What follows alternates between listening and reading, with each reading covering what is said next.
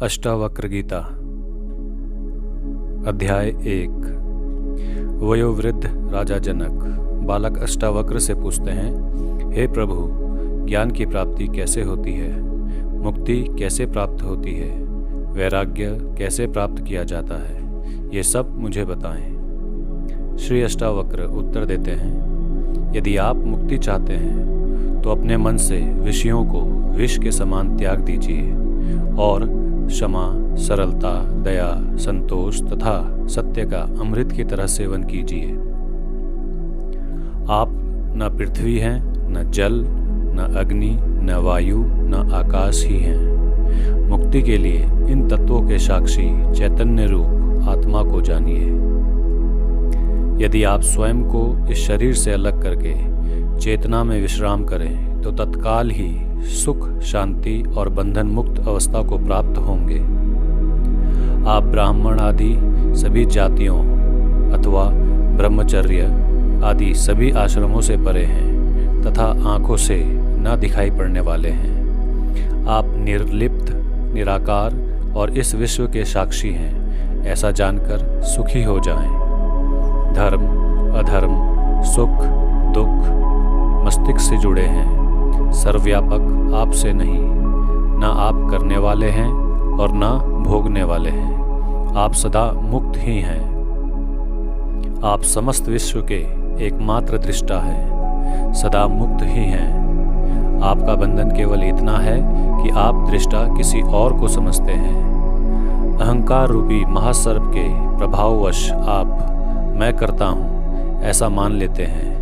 मैं करता नहीं हूँ, इस विश्वास रूपी अमृत को पीकर सुखी हो जाएं। मैं एक विशुद्ध ज्ञान हूँ, इस निश्चय रूपी अग्नि से गहन अज्ञान वन को जला दें। इस प्रकार शोक रहित होकर सुखी हो जाएं। जहाँ ये विश्व रस्सी में सर्प की तरह अवास्तविक लगे, उस आनंद, परम आनंद की अनुभूति करके सुखी रहें। स्वयं को मुक्त मानने वाला मुक्त ही है और बद्ध मानने वाला बंधा हुआ ही है। यह कहावत सत्य ही है कि जैसी बुद्धि होती है वैसी ही गति होती है। आत्मा साक्षी, सर्वव्यापी, पूर्ण, एक, मुक्त, चेतन, अक्रिय, असंग, इच्छा रहित एवं शांत है। भ्रमवश ही ये संसारिक प्रतीत होती है। अपरिवर्तनीय चेतन व अद्वैत आत्मा का चिंतन करें और मैं के ब्रह्म रूपी आभास से मुक्त होकर बाह्य विश्व को अपने अंदर ही भावना करें। हे पुत्र, बहुत समय से आप मैं शरीर हूँ इस भाव बंधन में बंधे हैं। स्वयं को अनुभव कर ज्ञान रूपी तलवार से इस बंधन को काटकर सुखी हो जाएं। आप असंग, अक्रिय, स्वयं प्रकाशवान तथा सर्वदा दोष मुक्त हैं।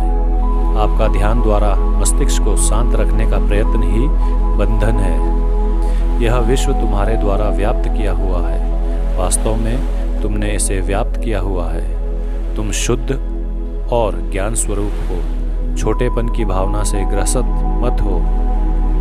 छोटेपन की भावना से ग्रस्त मत हो।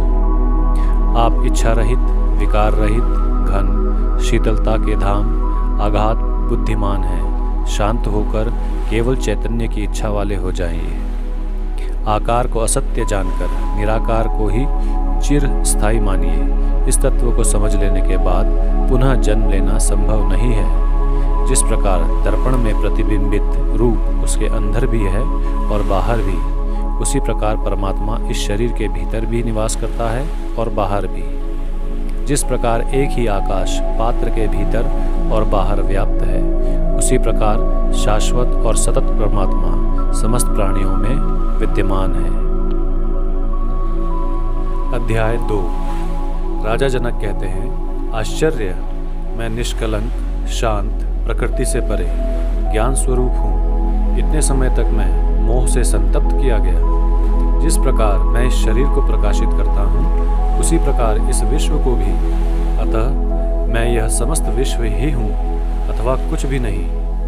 अब शरीर सहित इस विश्व को त्याग कर किसी कौशल द्वारा ही मेरे द्वारा परमात्मा का दर्शन किया जाता है। जिस प्रकार पानी लहर, फेन और बुलबुले से अलग नहीं है, उसी प्रकार आत्मा भी स्वयं से निकले इस विश्व से अलग नहीं है। जिस प्रकार विचार करने पर वस्त्र धागा मात्र ही ज्ञात होता है, उसी प्रकार यह समस्त विश्व आत्मा मात्र ही है।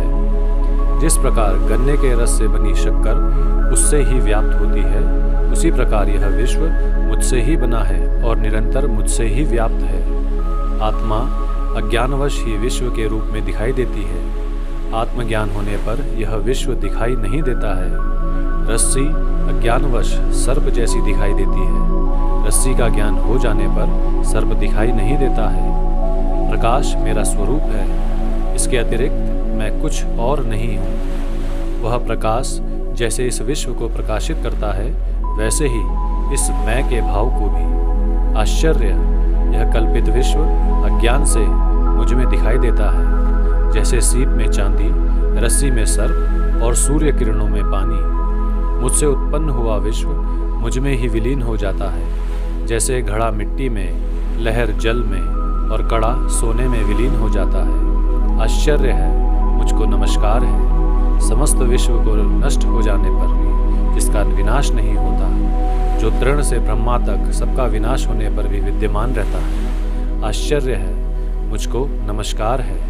मैं एक हूँ, शरीर वाला होते हुए भी, जो न कहीं जाता है और न कहीं आता है और समस्त विश्व को व्याप्त करके स्थित है। आश्चर्य है, मुझको नमस्कार है, जो कुशल है और जिसके समान कोई और नहीं है, जिसने इस शरीर को बिना स्पर्श करते हुए इस विश्व को अनादिकाल से धारण किया हुआ है। आश्चर्य है, मुझको नमस्कार है, जिसका यह कुछ भी नहीं है, अथवा जो भी वाणी और मन से समझ में आता है वह सब जिसका है। ज्ञान, ज्ञेय और ज्ञाता, यह तीनों वास्तव में नहीं है। यह जो अज्ञानवश दिखाई देते हैं वह निष्कलंक मैं ही हूँ। द्वैत सभी दुखों का मूल कारण है। इसके अतिरिक्त कोई और औषधि नहीं है कि यह सब जो दिखाई दे रहा है वह सब असत्य है। मैं एक चैतन्य और निर्मूल हूँ। मैं केवल ज्ञान स्वरूप हूँ। अज्ञान से ही मेरे द्वारा स्वयं में अन्य गुण कल्पित किए गए हैं। ऐसा विचार करके मैं सनातन और कारण रहित रूप में स्थित हूँ। न मुझे कोई बंधन है और न कोई मुक्ति का भ्रम। मैं शांत और आश्चर्य रहित हूँ। मुझ में स्थित यह विश्व भी वस्तुतः मुझ में स्थित नहीं है। यह निश्चित है कि इस शरीर सहित यह विश्व अस्तित्वहीन है। केवल शुद्ध चैतन्य आत्मा का ही अस्तित्व है। अब इसमें क्या कल्पना की जाए? शरीर, स्वर्ग, नरक, बंधन, मोक्ष और भय, यह सब कल्पना मात्र ही है। इनसे मुझे चैतन्य स्वरूप का क्या प्रयोजन है? आश्चर्य कि मैं लोगों के समूह में भी दूसरों को नहीं देखता हूँ। वह भी निर्जन ही प्रतीत होता है। अब मैं किससे मोह करूं? न मैं शरीर हूं, न यह शरीर ही मेरा है। न मैं जीव हूं, मैं चैतन्य हूं। मेरे अंदर जीने की इच्छा ही मेरा बंधन थी। आश्चर्य, मुझ अनंत महासागर में चित्त वायु उठने पर ब्रह्मांड रूपी विचित्र तरंगे उपस्थित हो जाती है। मुझ अनंत महासागर में चित्त वायु के शांत होने पर जीव रूपी वाणिक का संसार रूपी जहाज जैसे दुर्भाग्य से नष्ट हो जाता है। आश्चर्य, मुझ अनंत महासागर में जीव रूपी लहरें उत्पन्न होती हैं, मिलती हैं, खेलती हैं और स्वभाव से मुझ में प्रवेश कर जाती हैं। अध्याय 3। अष्टावक्र कहते हैं, आत्मा को अविनाशी और एक जानो। उस आत्मज्ञान को प्राप्त कर किसी बुद्धिमान व्यक्ति की रुचि धन अर्जित करने में कैसे हो सकती है? स्वयं के अज्ञान से भ्रमवश विषयों से लगाव हो जाता है। जैसे सीप में चांदी का भ्रम होने पर उसमें लोभ उत्पन्न हो जाता है। सागर से लहरों के समान जिससे यह विश्व उत्पन्न होता है वह मैं ही हूँ जानकर तुम एक दीन जैसे कैसे भाग सकते हो? यह सुनकर भी कि आत्मा शुद्ध, चैतन्य और अत्यंत सुंदर है, तुम कैसे जनेंद्रियों में आसक्त होकर मलिनता को प्राप्त हो सकते हो? सभी प्राणियों में स्वयं को और स्वयं में सब प्राणियों को जानने वाले मुनि में ममता की भावना का बने रहना आश्चर्य ही है। एक ब्रह्म का आश्चर्य लेने वाले और मोक्ष के अर्थ का ज्ञान रखने वाले का आमोद प्रमोद द्वारा उत्पन्न कामनाओं से विचलित होना आश्चर्य ही है। अंत समय के निकट पहुंच चुके व्यक्ति का उत्पन्न ज्ञान के अमित्र काम की इच्छा रखना, जिसको धारण करने में वह अत्यंत अशक्त है, आश्चर्य ही है। इस लोक और परलोक से विरक्त, नित्य और अनित्य का ज्ञान रखने वाले और मोक्ष की कामना रखने वालों का मोक्ष से डरना आश्चर्य ही है। सदा केवल आत्मा का दर्शन करने वाले बुद्धिमान व्यक्ति भोजन कराने पर या पीड़ित करने पर न प्रसन्न होते हैं, न ही क्रोध करते हैं। अपने कार्यशील शरीर को दूसरे के शरीर की तरह देखने वाले महापुरुषों को प्रशंसा या निंदा कैसे विचलित कर सकती है। समस्त जिज्ञासाओं से रहित इस विश्व को माया में कल्पित देखने वाले स्थिर प्रज्ञा वाले व्यक्ति को आसन्न मृत्यु भी कैसे भयभीत कर सकती है। निराशा में भी समस्त इच्छाओं से रहित स्वयं के ज्ञान से प्रसन्न महात्मा की तुलना किससे की जा सकती है। स्वभाव से ही विश्व को दृश्यमान जानो, इसका कुछ भी अस्तित्व नहीं है। यह ग्रहण करने योग्य है और यह त्यागने योग्य है। देखने वाला स्थिर प्रज्ञायुक्त व्यक्ति क्या देखता है?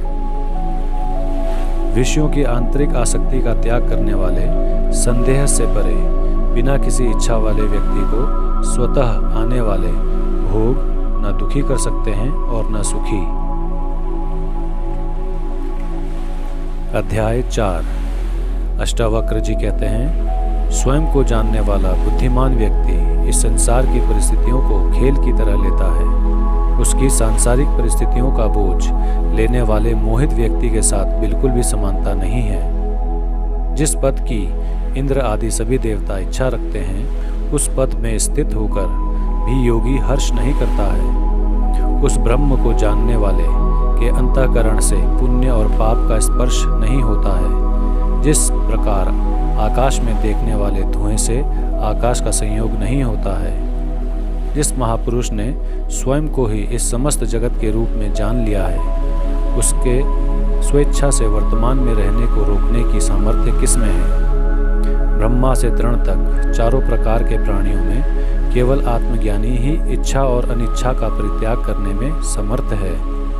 आत्मा को एक और जगत का ईश्वर कोई कोई ही जानता है। जो ऐसा जान जाता है, उसको किसी से भी किसी प्रकार का भय नहीं है। अध्याय 5। अष्टावक्र जी कहते हैं, तुम्हारा किसी से भी संयोग नहीं है। तुम शुद्ध हो, तुम क्या त्यागना चाहते हो? इस अवास्तविक सम्मिलन को समाप्त करके ब्रह्म से योग को प्राप्त हो। जिस प्रकार समुद्र से बुलबुले उत्पन्न होते हैं, उसी प्रकार विश्व एक आत्मा से ही उत्पन्न होता है। यह जानकर ब्रह्म से योग को प्राप्त करो। यद्यपि यह विश्व आंखों से दिखाई देता है, परंतु अवास्तविक है। विशुद्ध तुम में इस विश्व का अस्तित्व उसी प्रकार नहीं है जिस प्रकार कल्पित सर्प का रस्सी में। यह जानकर ब्रह्म से योग को प्राप्त करो। स्वयं को सुख और दुख में समान, पूर्ण आशा और निराशा में समान, जीवन और मृत्यु में समान सत्य जानकर ब्रह्मा से योग का प्राप्त करो। अध्याय 6। अष्टावक्र कहते हैं, आकाश के समान मैं अनंत हूँ और यह जगत घड़े के समान महत्वहीन है। यह ज्ञान है, इसका न त्याग करना है और ना ही ग्रहण करना है, बस इसके साथ एक रूप होना है। मैं महासागर के समान हूँ और यह दृश्यमान संसार लहरों के समान। यह ज्ञान है, इसका न त्याग करना है और न ग्रहण, बस इसके साथ एक रूप होना है।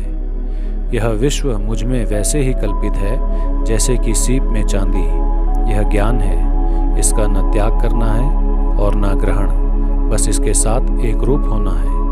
मैं समस्त प्राणियों में हूँ, जैसे सभी प्राणी मुझ में है।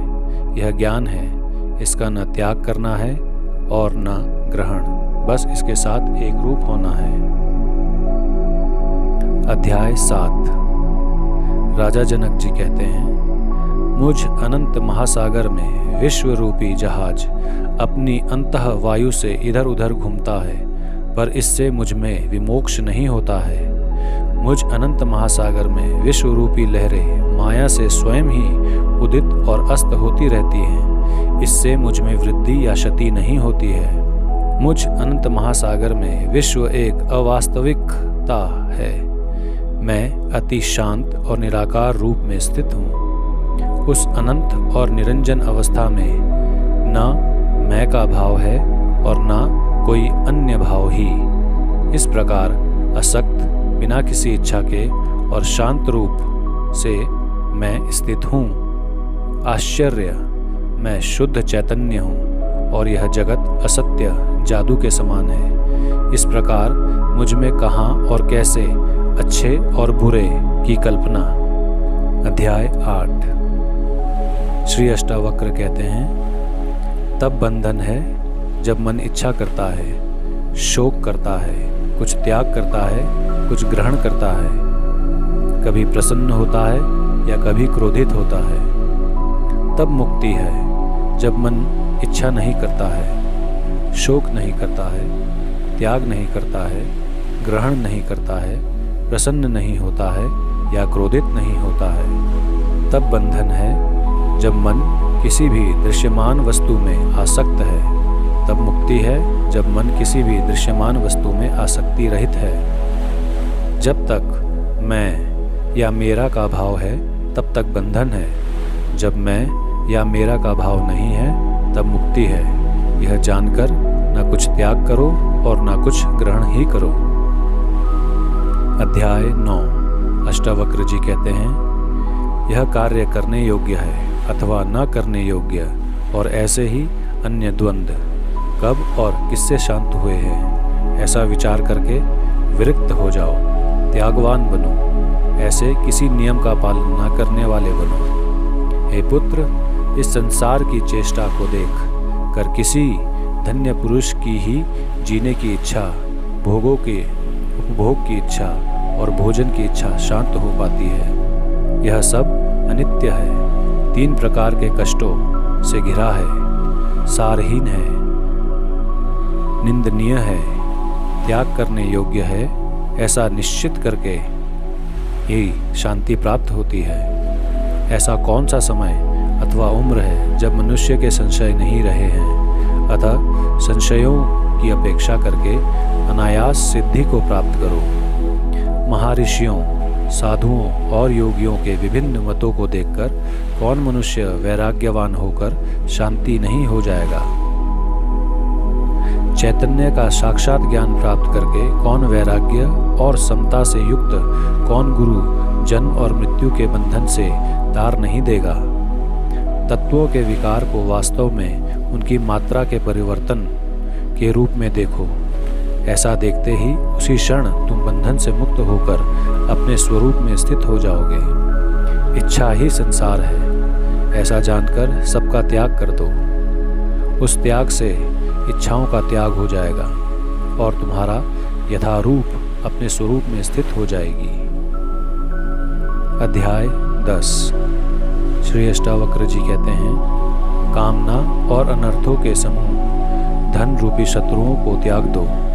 इन दोनों के त्याग रूपी धर्म से युक्त होकर सर्वत्र विरक्त हो जाओ।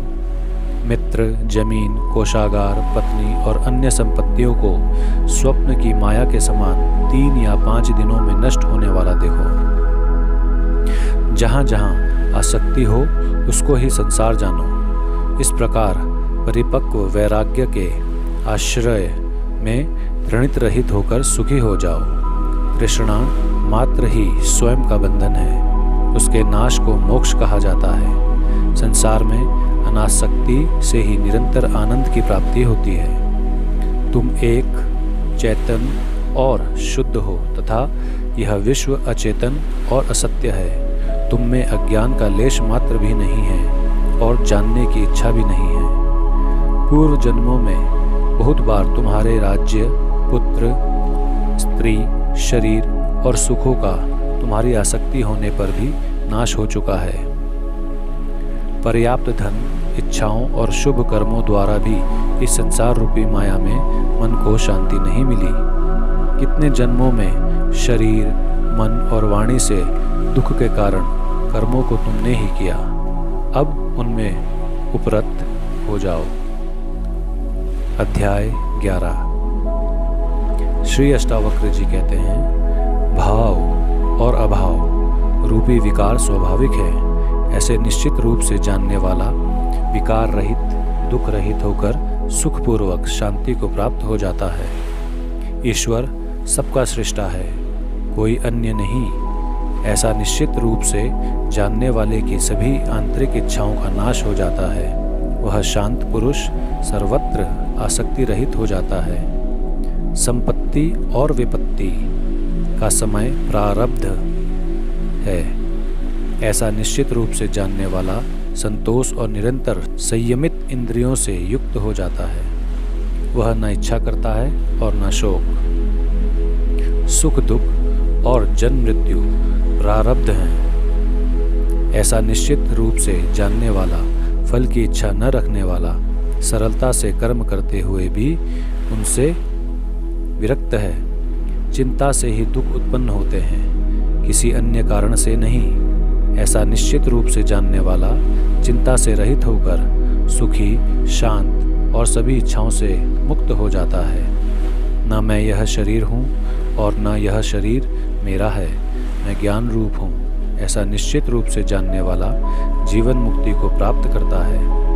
वह किए हुए और ना किए हुए कर्मों का स्मरण नहीं करता है। तृण से लेकर ब्रह्मा तक सब कुछ मैं ही हूँ। ऐसा निश्चित रूप से जानने वाला विकल्प रहित, पवित्र, शांत और प्राप्त अप्राप्त से आसक्ति रहित हो जाता है। अनेक आश्चर्यों से युक्त यह विश्व अस्तित्वहीन है। ऐसा निश्चित रूप से जानने वाला इच्छा रहित और शुद्ध अस्तित्व हो जाता है। वह अपार शांति को प्राप्त करता है।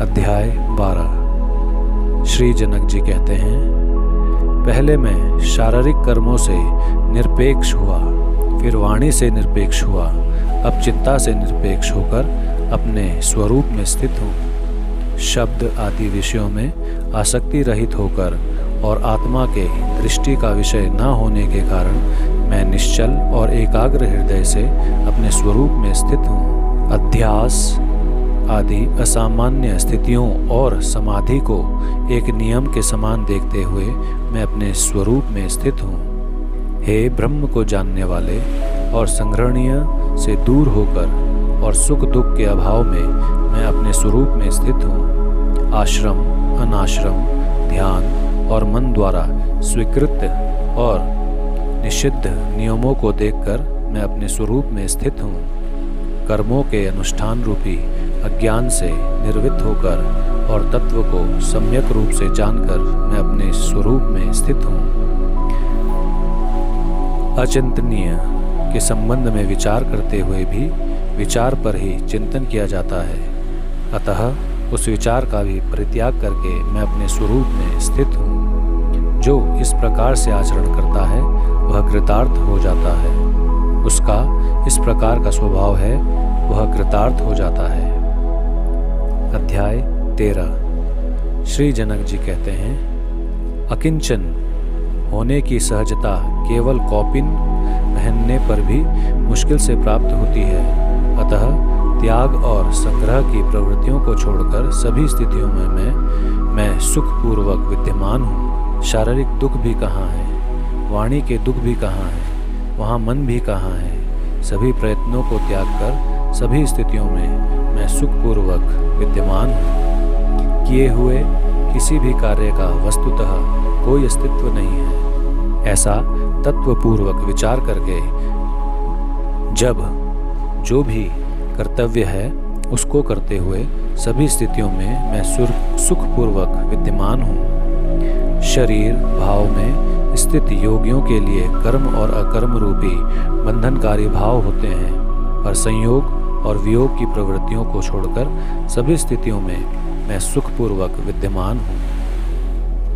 विश्राम, गति, शयन, बैठन, चलने और स्वप्न में वस्तुतः मेरे लाभ और हानि नहीं है, अतः सभी स्थितियों में मैं सुखपूर्वक विद्यमान हूँ। सोने में मेरी हानि नहीं है और उद्योग अथवा अनुद्योग में मेरा लाभ नहीं है। अतः हर्ष और शोक की प्रवृत्तियों को छोड़कर सभी स्थितियों में मैं सुखपूर्वक विद्यमान हूँ। सुख, दुख आदि स्थितियों के क्रम से आने के नियम पर बार बार विचार करके शुभ और अशुभ की प्रवृत्तियों को छोड़कर सभी स्थितियों में मैं सुखपूर्वक विद्यमान हूँ। अध्याय 14। श्री जनक कहते हैं, जो स्वभाव से ही विचार शून्य है और शायद ही कभी कोई इच्छा करता है, वह पूर्व स्मृतियों से उसी प्रकार मुक्त हो जाता है जैसे कि नींद से जगा हुआ व्यक्ति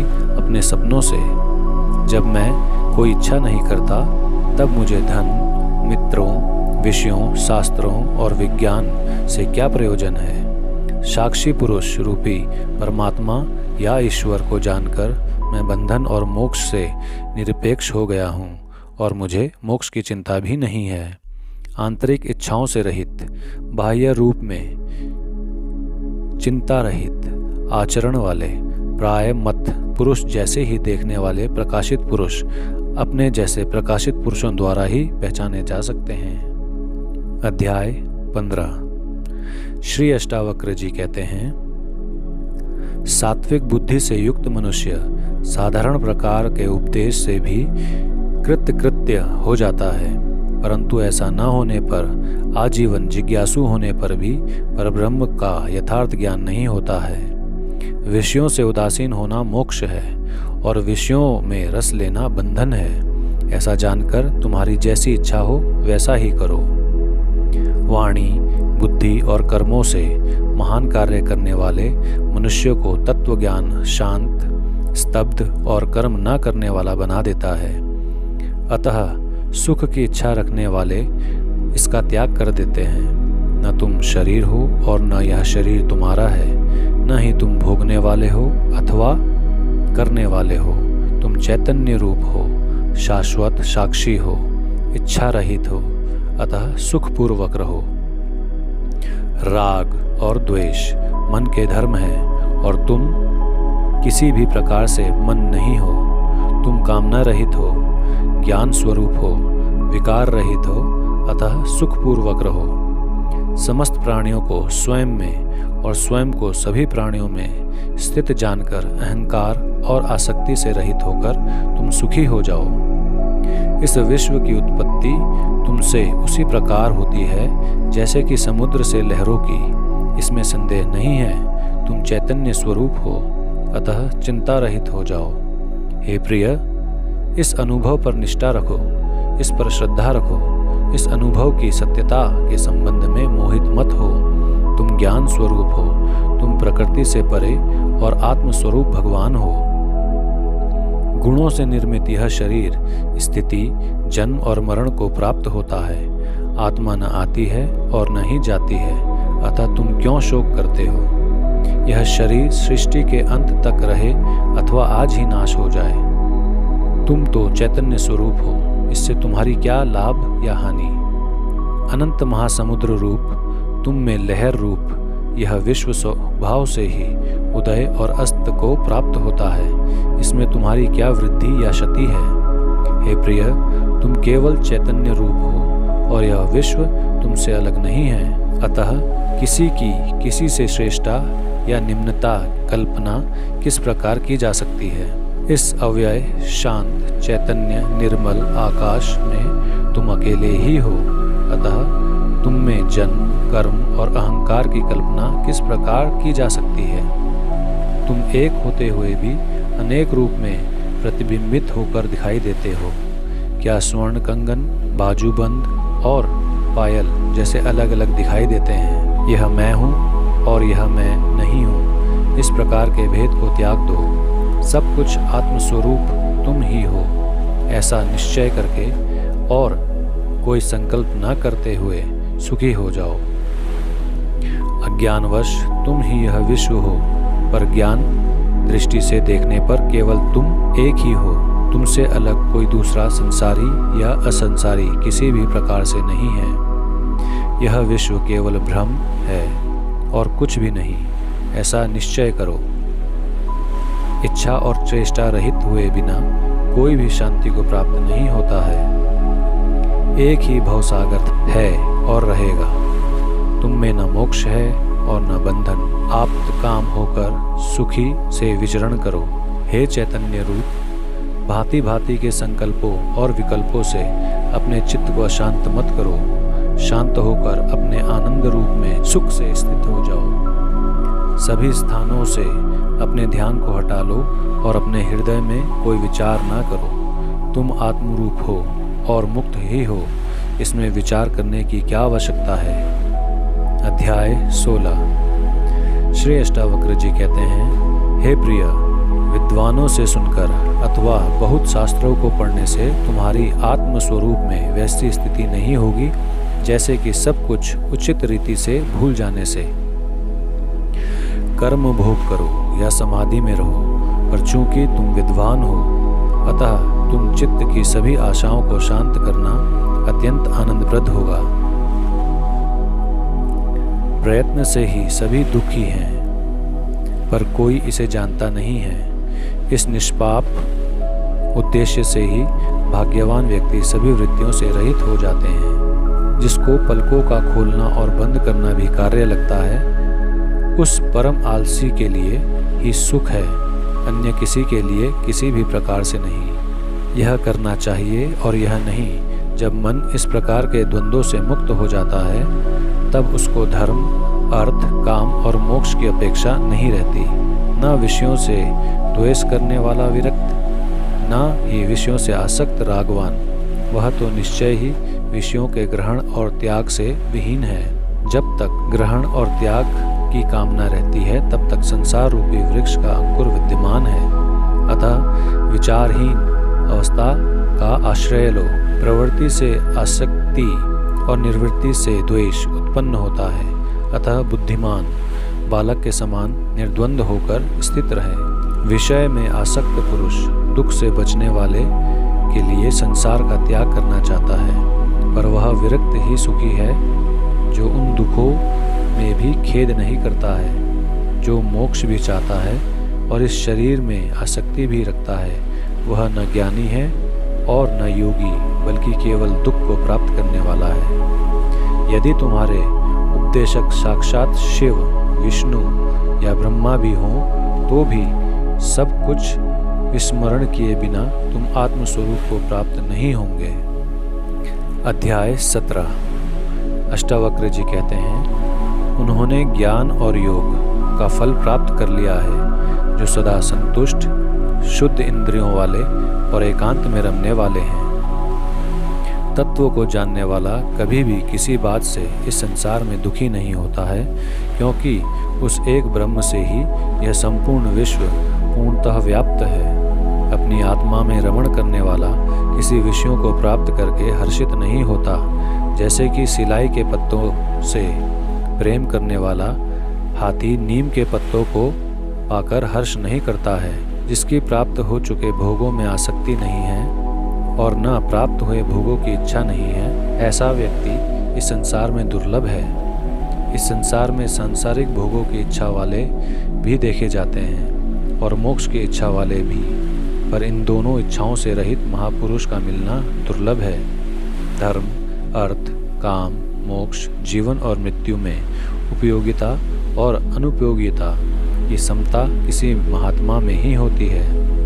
न विश्व के लीन होने की इच्छा और न ही इसकी स्थिति से द्वेष।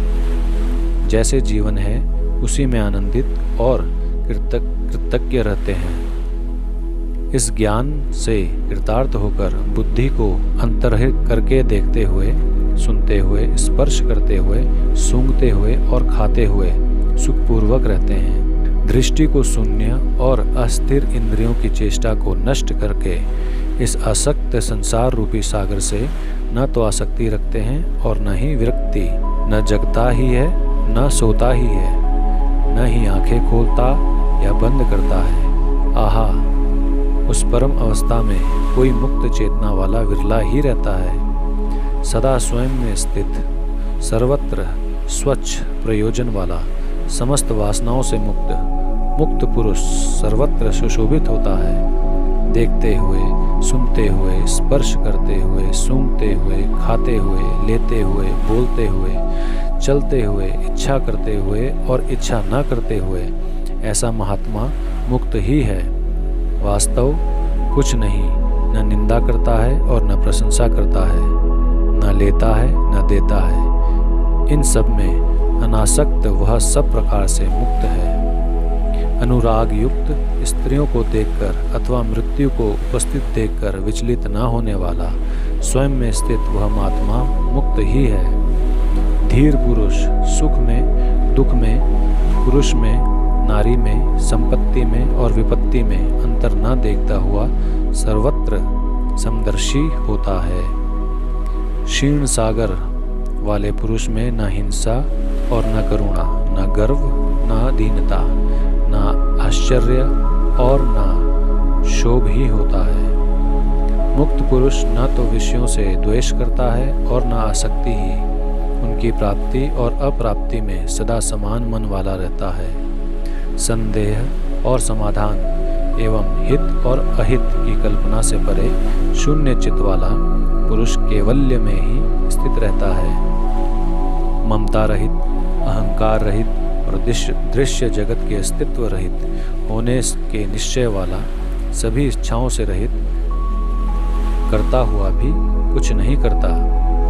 कोई भी मन की मोह, स्वप्न और जड़ता से रहित प्रकाशित अवस्था को प्राप्त कर मन की इच्छाओं से रहित हो जाता है। अध्याय 18। अष्टावक्र जी कहते हैं, जिस बोध का उदय होने पर, जागने पर स्वप्न के समान भ्रम की निवृत्ति हो जाती है, उस एक सुख स्वरूप शांत प्रकाश को नमस्कार है।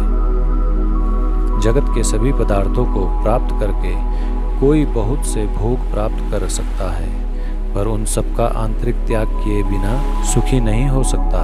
जिसका मन यह कर्तव्य है और यह अकर्तव्य आदि दुखों की तीव्र ज्वाला में झुलस रहा है, उसे भला कर्म त्याग रूपी शांति की अमृत धारा का सेवन किए बिना सुख की प्राप्ति कैसे हो सकती है। यह संसार केवल एक भावना मात्र है, परमार्थ कुछ भी नहीं। भाव और अभाव के रूप में स्वभावतः स्थित पदार्थ का कभी अभाव नहीं हो सकता। आत्मा न तो दूर है और न पास, वह तो प्राप्त ही है। तुम स्वयं ही हो, उसमें न विकल्प है, न प्रयत्न, न विकार, न मल ही। अज्ञान मात्र की निवृत्ति और स्वरूप का ज्ञान होते ही दृष्टि का आवरण भंग हो जाता है और तत्व को जानने वाला शोक से रहित होकर सौभाग्यमान हो जाता है। सब कुछ कल्पना मात्र है और आत्मा नित्य मुक्त है। धीर पुरुष इस तथ्य को जानकर फिर बालक के समान क्या अभ्यास करे। आत्मा ही ब्रह्म है और भाव अभाव कल्पित है। ऐसा निश्चय हो जाने पर निष्काम ज्ञानी फिर क्या जाने, क्या कहे और क्या कहे, सब आत्मा ही है। ऐसा निश्चय करके जो चुप हो गया है, उस पुरुष के लिए यह मैं हूँ, यह मैं नहीं हूँ आदि कल्पनाएं भी शांत हो जाती हैं। अपने स्वरूप में स्थित होकर शांत हुए तत्वज्ञानी के लिए न विपेक, न विक्षेप है और न एकाग्रता, न ज्ञान है और न ज्ञान, न सुख है और न दुख। जो योगी स्वभाव से ही विकल्प रहित है, उसके लिए अपने राज्य में या भिक्षा में, लाभ हानि में, भीड़ में या सूने जंगल में कोई अंतर नहीं है। यह कर लिया और यह कार्य शेष है। इन द्वंद्वों से जो मुक्त है, उसके लिए धर्म कहाँ, कर्म कहाँ, अर्थ कहाँ और विवेक कहाँ। जीवन मुक्ति योगी का न तो कुछ कर्तव्य है और न ही उसके हृदय में कोई अनुराग है। जैसे भी जीवन बीत जाए वैसे ही उसकी स्थिति है। जो महात्मा सभी संकल्पों की सीमा पर विश्राम कर रहा है, उसके लिए मोह कहाँ, संसार कहाँ, ध्यान कहाँ और मुक्ति भी कहाँ। जिसने इस संसार को वास्तव में देखा हो, वह कहे कि यह नहीं है, नहीं है। जो कामना रहित है, वह तो इसको देखते हुए भी नहीं देखता। जिसने अपने से भिन्न परब्रह्म को देखा हो, वह चिंतन किया करे कि वह ब्रह्म मैं हूँ, पर जिसे कुछ दूसरा दिखाई ही नहीं देता, वह निश्चिंत क्या विचार करे। जिसने अपने स्वरूप में कभी कोई विक्षेप देखा हो, वह उसको रोके। तत्व को जानने वाले का विक्षेप कभी होता ही नहीं। किसी साध्य के बिना वह क्या करे। तत्वज्ञ तो सांसारिक लोगों से उल्टा ही होता है। वह सामान्य लोगों जैसा व्यवहार करता हुआ भी अपने स्वरूप में न समाधि देखता है, न विक्षेप और न लय ही। तत्वज्ञ भाव और अभाव से रहित, तृप्त और कामना रहित होता है। लौकिक दृष्टि से कुछ उल्टा सीधा करते हुए भी वह कुछ भी नहीं करता। तत्वज्ञ का प्रवृत्ति या निर्वृत्ति का दुराग्रह नहीं होता। जब जो सामने आ जाता है तब उसे करके वह आनंद से रहता है। ज्ञानी कामना, आश्चर्य और परतंत्रता आदि के बंधनों से सर्वदा मुक्त होता है। प्रारब्ध रूपी वायु के वेग से उनका शरीर उसी प्रकार गतिशील रहता है जैसे वायु के वेग से सूखा पत्ता। जो संसार से मुक्त है वह न कभी हर्ष करता है और न विषाद। उसका मन सदा शीतल रहता है और वह विधेय के समान सुशोभित होता है। जिसका अंतर्मन शीतल और स्वच्छ है, जो आत्मा में ही रमण करता है, उस धीर पुरुष की न तो किसी त्याग की इच्छा होती है और न कुछ पाने की आशा। जिस धीर पुरुष की चित्त स्वभाव से ही निर्विषय है, वह साधारण मनुष्य के समान प्रारब्धवश बहुत से कार्य करता है, पर उसे न तो मान होता है और न ही अपमान। यह कर्म शरीर ने किया है, मैंने नहीं, मैं तो शुद्ध स्वरूप हूँ। इस प्रकार जिसने निश्चय कर लिया है वह कर्म करता हुआ भी नहीं करता। सुखी और श्रीमान जीवन मुक्ति विषय के समान कार्य करता है, परंतु विषयी नहीं होता है। वह तो संसारिक कार्य करता हुआ भी शोभा को प्राप्त होता है। जो धीर पुरुष अनेक विचारों से थककर अपने स्वरूप में विश्राम पा चुका है, वह न कल्पना करता है, न जानता है, न सुनता है और न ही देखता है। ऐसा ज्ञानी समाधि में आग्रह न होने के कारण मुमुक्षु नहीं और विपेक्ष न होने के कारण विषय नहीं है। मेरे अतिरिक्त जो कुछ भी दिख रहा है वह सब कल्पित ही है। ऐसा निश्चय करके सबको देखता हुआ वह ब्रह्म ही है। जिसके अंतःकरण में अहंकार विद्यमान है, वह देखने में कर्म न करे तो भी करता है, पर जो धीर पुरुष निरहंकार है, वह सब कुछ करते हुए भी कर्म नहीं करता। मुक्त पुरुष के चित्त में न द्वेग है, न संतोष, न कर्तव्य का अभिमान। जीवन मुक्ति का चित्त ध्यान से विरक्त होने के लिए और व्यवहार करने की चेष्टा नहीं करता है। निमित्त के शून्य होने पर वह ध्यान से विरक्त होता है और व्यवहार भी करता है। अविवेकी पुरुष यथार्थ तत्व का वर्णन सुनकर और अधिक मोह को प्राप्त होता है या संकुचित हो जाता है। कभी कभी तो कुछ बुद्धिमान भी उसी अविवेकी के समान व्यवहार करने लगते हैं। मूढ़ पुरुष बार बार एकाग्रता और निरोध का अभ्यास करते हैं। धीर पुरुष सुषुप्त के समान अपने स्वरूप में स्थित रहते हुए कुछ भी करते हुए रूप से नहीं करते हैं। मूढ़ पुरुष प्रयत्न से या प्रयत्न के त्याग से शांति प्राप्त नहीं करता, पर प्रज्ञावान पुरुष तत्व के निश्चय मात्र से शांति प्राप्त कर लेता है। आत्मा के संबंध में जो लोग अभ्यास में लगे रहे हैं, वे अपने शुद्ध, बुद्ध, प्रिय, पूर्ण, निष्प्रपंच और निरामय ब्रह्म स्वरूप को नहीं जानते। अज्ञानी मनुष्य कर्म रूपी अभ्यास से मुक्त नहीं हो पाता और ज्ञानी कर्म रहित होने पर भी केवल ज्ञान से मुक्ति प्राप्त कर लेता है। अज्ञानी को ब्रह्म का साक्षात्कार नहीं हो सकता, क्योंकि वह ब्रह्म होना चाहता है। ज्ञानी पुरुष इच्छा न करने पर भी परब्रह्म बोध स्वरूप में रहता है। अज्ञानी निराधार आग्रहों में पकड़कर संसार का पोषण करते रहते हैं। ज्ञानियों में सभी अनर्थों की जड़ इस संसार की सत्ता का ही पूर्ण नाश कर देता है। अज्ञानी शांति नहीं प्राप्त कर सकता क्योंकि वह शांत होने की इच्छा से ग्रस्त है। ज्ञानी पुरुष तत्व का दृढ़ निश्चय करके सदैव शांति चित्त में ही रहता है। अज्ञानी को आत्म साक्षात्कार कैसे प्राप्त हो सकता है जब वह दृश्य पदार्थों के आश्रय को स्वीकार करता है। ज्ञानी पुरुष तो वे हैं जो दृश्य पदार्थों को न देखते हुए अपने अविनाशी जो आग्रह करता है, उस मूर्ख का चित्त निरुद्ध कहाँ है। आत्मा में रमण करने वाले धीर पुरुष का चित्त तो सदैव स्वाभाविक रूप से निरुद्ध ही रहता है। कोई पदार्थ की सत्ता की भावना करता है और कोई पदार्थ की असत्ता की।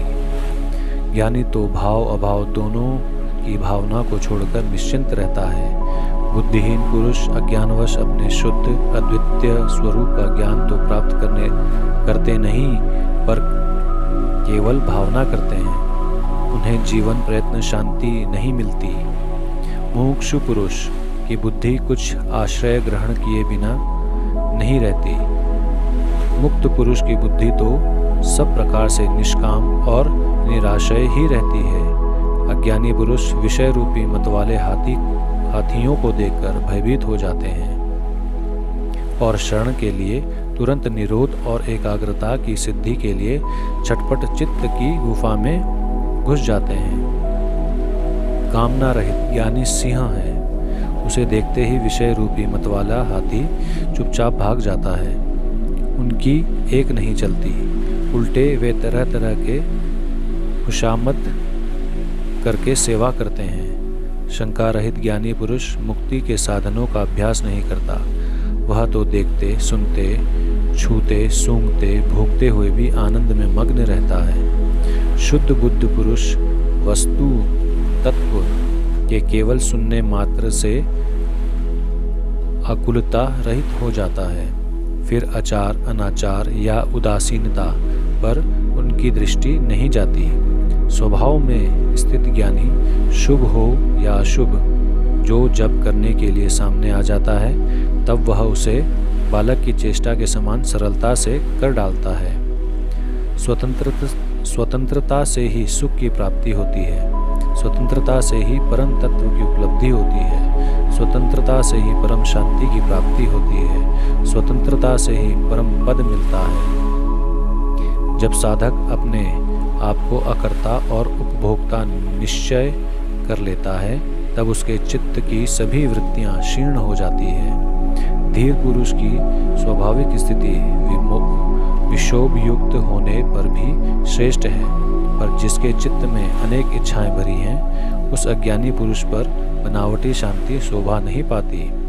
धीर पुरुष बड़े भोगों में आनंद करते हैं और पर्वतों की गहन गुफाओं में भी निवास करते हैं, पर वे कल्पना, बंधन और बुद्धि की वृत्तियों से मुक्त होते हैं। धीर पुरुष शास्त्रज्ञ, ब्राह्मण, देवता, तीर्थ, स्त्री, राजा और प्रिय को देखकर उनका स्वागत करता है, पर उनके हृदय में कोई कामना नहीं होती। सेवक, पुत्र, स्त्री, नाती और सगोत्र द्वारा हंसी उदय जाने पर, धिक्कारने पर भी योगी के चित्त में थोड़ा सा विकार भी उत्पन्न नहीं होता।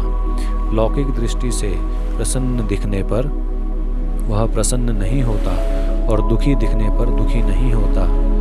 उसकी उस आश्चर्यमय दशा को उसके सामने लोग ही जान सकते हैं। कर्तव्य बुद्धि का नाम ही संसार है। विद्वान लोग उस कर्तव्यता को नहीं देखते क्योंकि उनकी बुद्धि शून्याकार, निराकार, निर्विकार और निरामय होती है।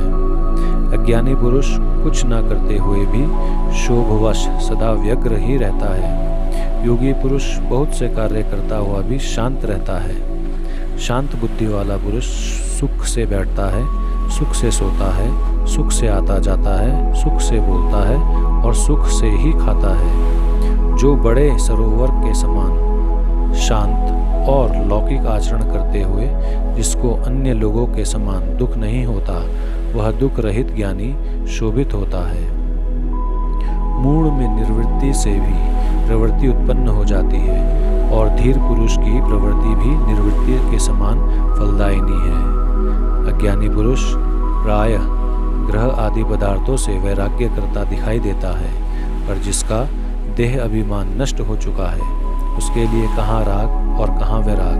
अज्ञानी की दृष्टि सदा भाव या भाव में लगी रहती है, पर धीर पुरुष तो दृश्य को देखते रहने पर भी आत्मस्वरूप को देखने के कारण कुछ नहीं देखती। जो धीर पुरुष सभी कार्यों में एक बालक के समान निष्काम भाव से व्यवहार करता है वह शुद्ध है और कर्म करने पर भी उससे लिप्त नहीं होता। वह आत्मज्ञानी धन्य है जो सभी स्थितियों में समान रहता है। देखते, सुनते, छूते, सूंघते और खाते पीते भी उसका मन कामना रहित होता है। धीर पुरुष सदा आकाश के समान निर्विकल्प रहता है। उसकी दृष्टि में संसार कहाँ और उसकी प्रतीति कहाँ, उसके लिए साध्य कहाँ और साधन कहाँ। जिस सन्यासी को अपने अखंड स्वरूप में सदा स्वाभाविक रूप से समाधि रहती है, जो पूर्ण स्वानंद स्वरूप है, वही विजयी है। बहुत कहने से क्या लाभ। महात्मा पुरुष भोग और मोक्ष दोनों की इच्छा नहीं करता और सदा सर्वत्र राग रहित रहता है। महत्व से लेकर संपूर्ण द्वैत रूप दृश्य जगत नाम मात्र का ही विस्तार है। शुद्ध बोध स्वरूप धीर ने जब उसका भी परित्याग कर दिया, फिर भला उसका क्या कर्तव्य शेष है। यह संपूर्ण दृश्य जगत भ्रम मात्र है, यह कुछ नहीं है। ऐसे निश्चय से युक्त पुरुष दृश्य की स्फूर्ति से भी रहित हो जाता है और स्वभाव से ही शांत हो जाता है। जो शुद्ध स्फुरण रूप है, जिसे दृश्य सत्तावान नहीं मालूम पड़ता, उसके लिए विधि क्या, वैराग्य क्या, त्याग क्या और शांति भी क्या। जो अनंत रूप से स्वयं स्फुरित हो रहा है और प्रकृति से पृथक सत्ता को नहीं देखता है, उसके लिए बंधन कहाँ, मोक्ष कहाँ, हर्ष कहाँ और विषाद कहाँ।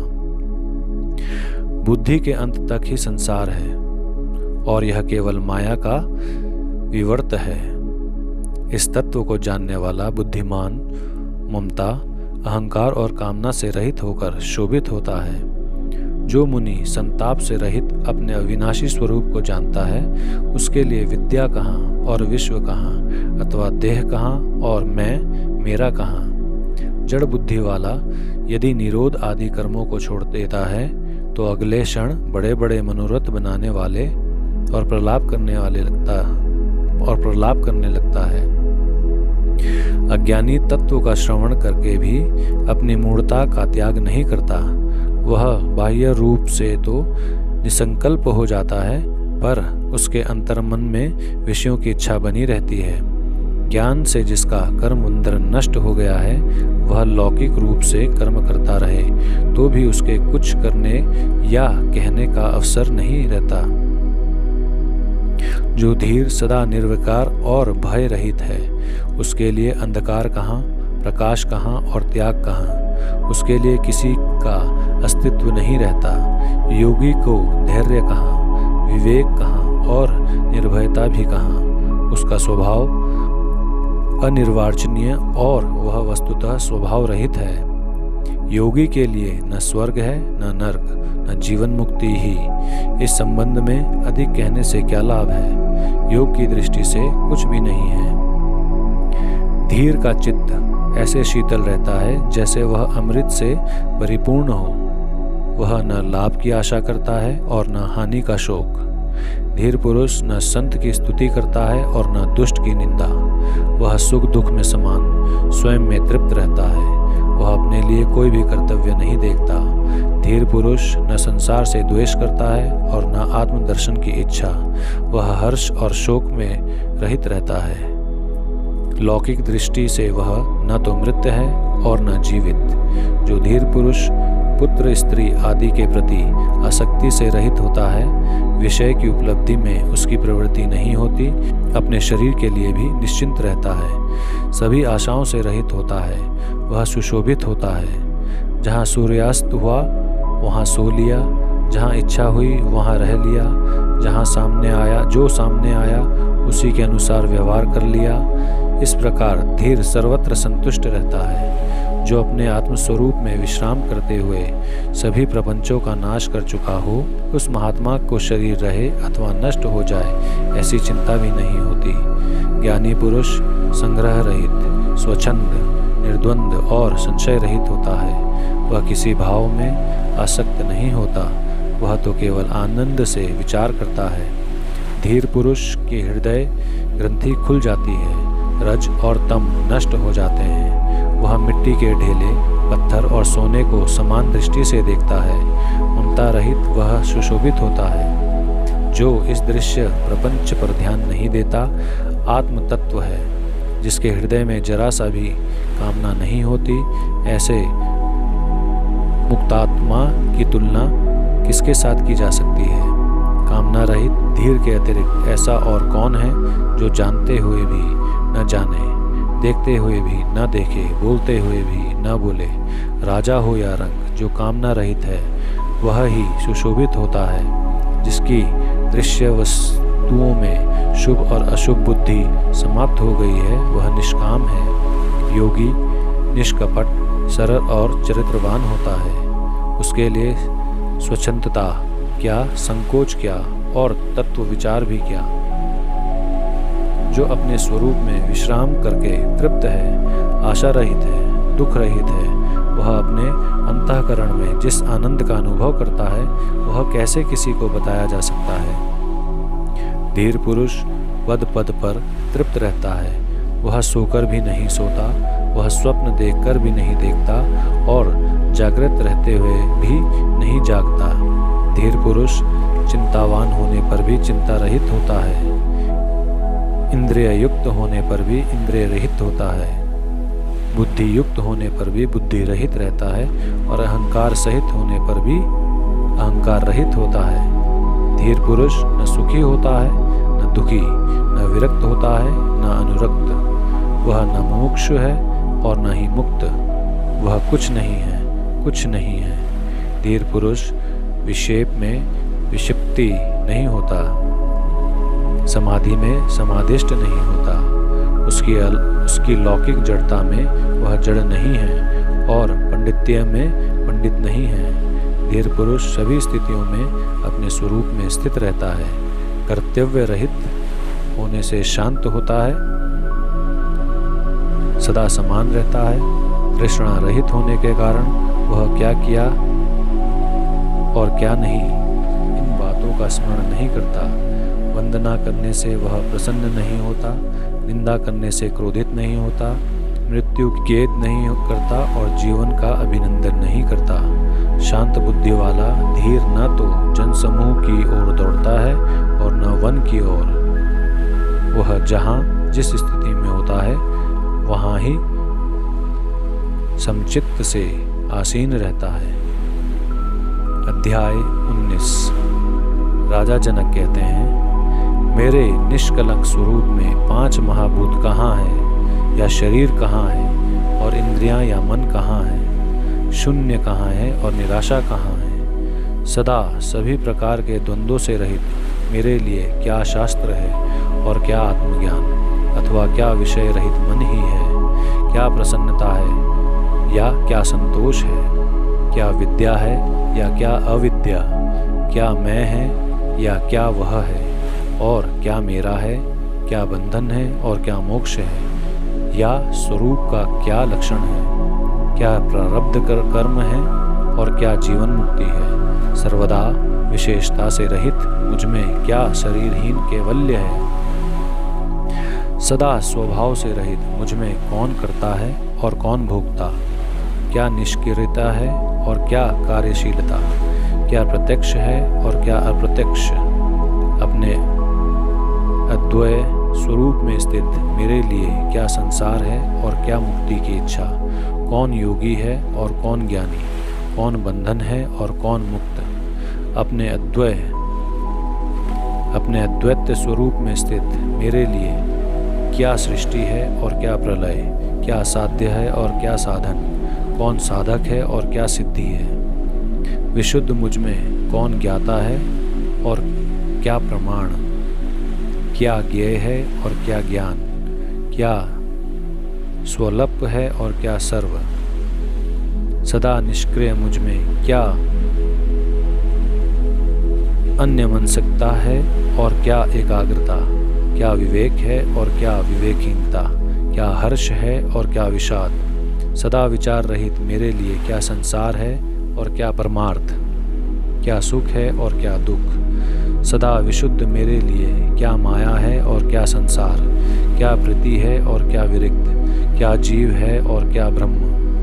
अचल विभाग रहित और सदा स्वयं में स्थित मेरे लिए क्या प्रवृत्ति है और क्या निर्वृत्ति, क्या मुक्ति है और क्या बंधन। विशेषण रहित कल्याण रूप मेरे लिए क्या उद्देश्य है और क्या शास्त्र, कौन शिष्य है और कौन गुरु, और क्या प्राप्त करने योग्य ही है, क्या है और क्या नहीं, क्या द्वैत है और क्या द्वैत। अब बहुत क्या कहा जाए, मुझ में कुछ भी नहीं उठता है।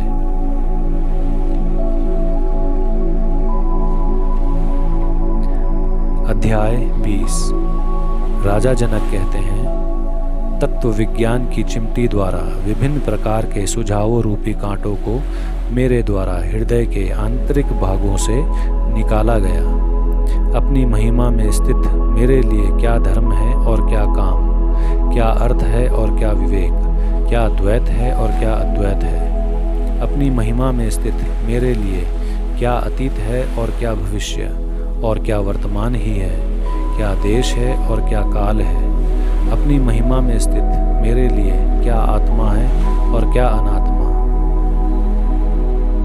तथा क्या शुभ है और क्या अशुभ है, क्या विचार युक्त होना है और क्या निर्विचार होना है।